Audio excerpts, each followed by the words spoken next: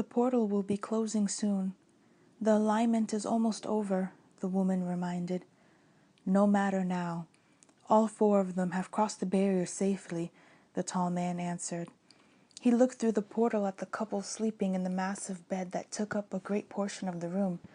Moonlight was peeking through the opened curtains, casting shadows across the mangled blankets covering the bed.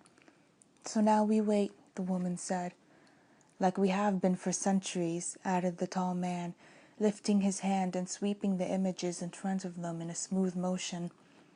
As he shifted images between the bedrooms, few more sleeping couples filled the view before them, one after the other.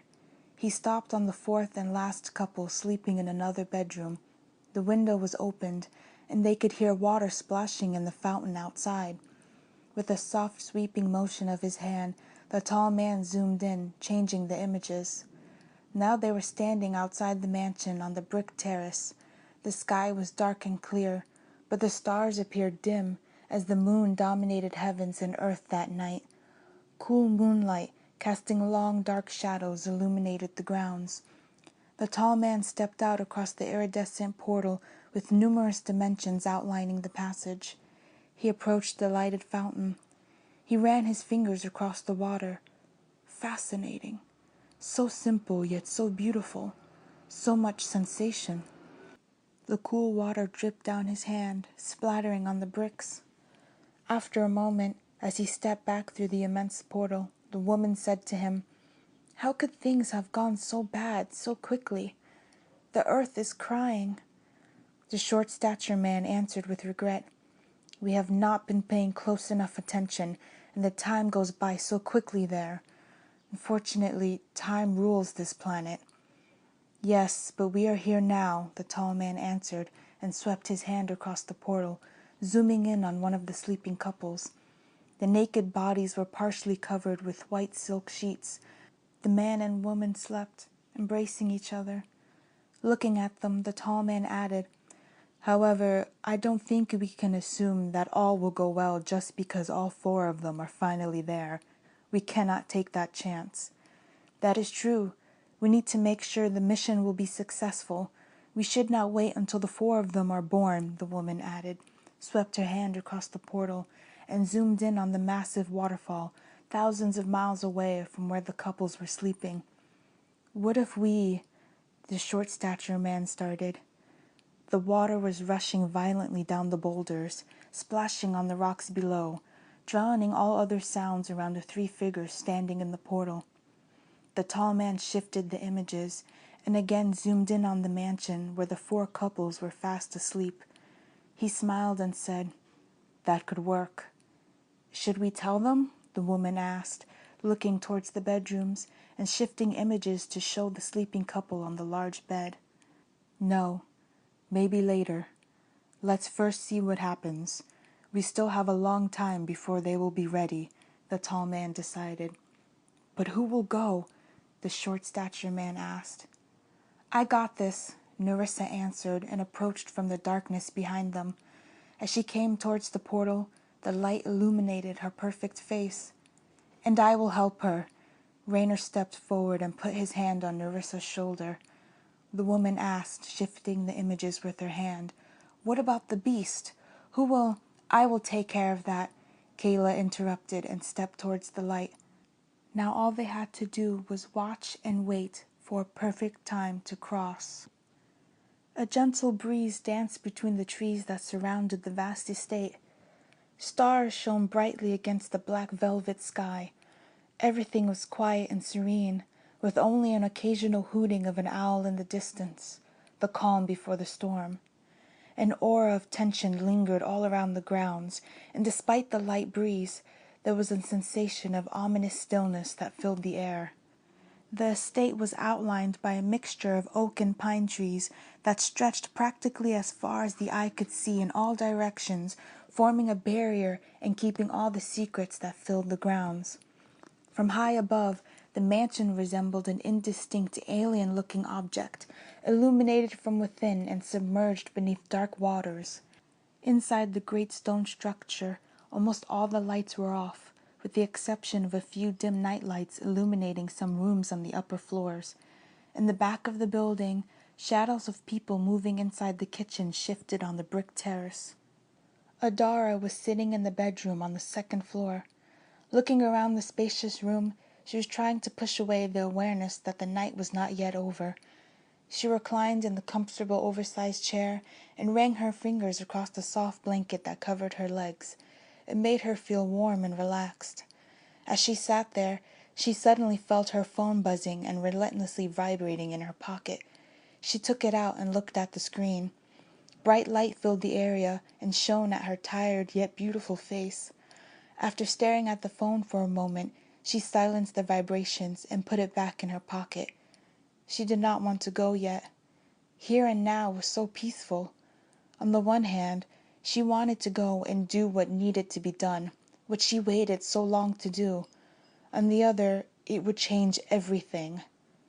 Everything. I will go. I want to go. I just need a few more minutes, she thought. Next to Adara in the large bed, her daughter was stretching comfortably under the pink and white covers. The spacious room had high ceilings, white half-wall paneling, and dark wooden floors. The area above the paneling was painted creamy yellow, but now, in this dim light coming from the table lamp, the color of the walls and the paneling looked almost identical. White furniture in the room contrasted high-gloss, dark floors. It looked as if bottomless dark waters had filled the room, and the furniture was floating on the surface. Adara took a deep breath in as she again pulled her phone out. After a moment of hesitation, she sent a quick message, put the phone back in her pocket, looked around the room, and smiled with an amused grin. The bedroom looked as if it were taken from one of those decorating magazines, and the only thing indicating that an actual child lived there was a pile of clothes and a pair of shoes on the enormous soft cream-colored rug in the middle of the room. Long white shelves displayed unique and quite unusual decorations. Various statues and different colored stones from all parts of the world were neatly arranged in rows, definitely not the trinkets that would belong to a preteen. Adara looked at her daughter, who was still squirming under the soft covers. Her daughter's emerald green eyes were fixed on her. A loud hoot of an owl made Adara shift her eyes up and above her daughter's bed and look out the window. From inside the room, you could hear crickets chirping in the garden and other sounds that carried from the nearby forest. The quiet noises flew softly through the opened window. With each gentle breeze, the white silk curtain lifted slightly, creating soft shadows on the wall and on the floor. "Mom, can you tell me that story?" the little girl asked. Her intense green eyes seemed to shine brightly in the faint light. With her back to the window wall, she was lying on her side, facing Adara. Her long, dark, slightly messed-up hair was loosely braided to one side. Few strands fell on her perfect, tanned, porcelain-smooth face. She swept them away impatiently and covered herself tighter with a silk comforter. The girl appeared to be around 11 years old, but something in her expression made her look much older. "Which one do you want to hear tonight?" Adara asked, and smiled brightly, gazed at her daughter. Without hesitation, the little girl whispered with excitement, "I want to hear all of them." "Nerissa," Adara sighed. She turned around slightly and glanced at the heavy white bedroom door. "We don't have time for all of them. And besides, you're half asleep, sweetie." "Fine."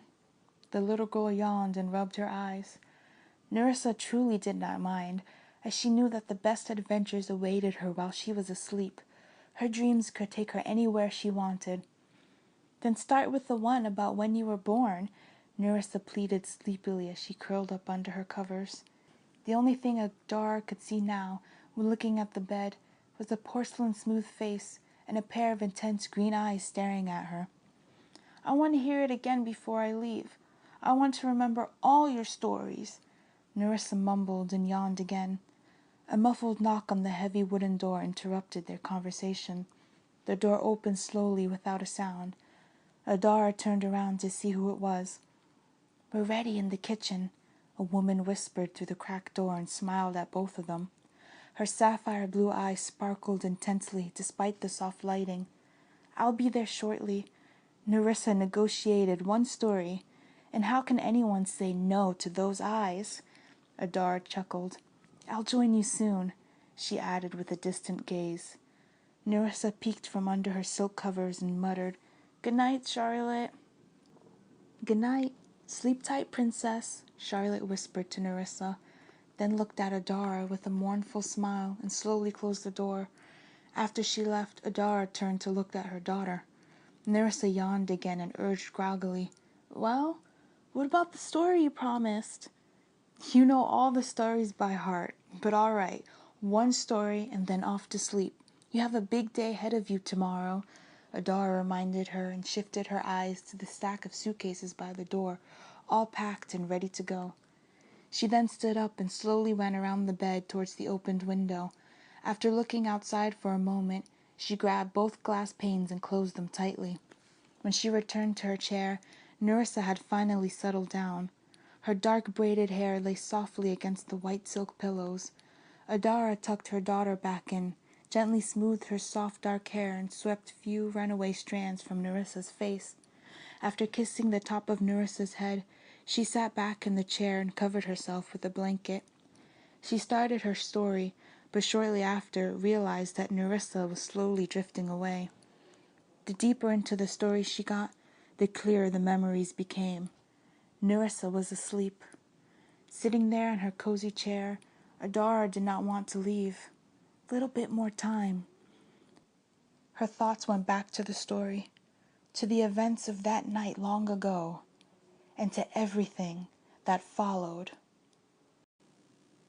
I hope you enjoyed my reading of Titans from the Stars, and if you'd like to purchase the book, I'll have a link in the description box.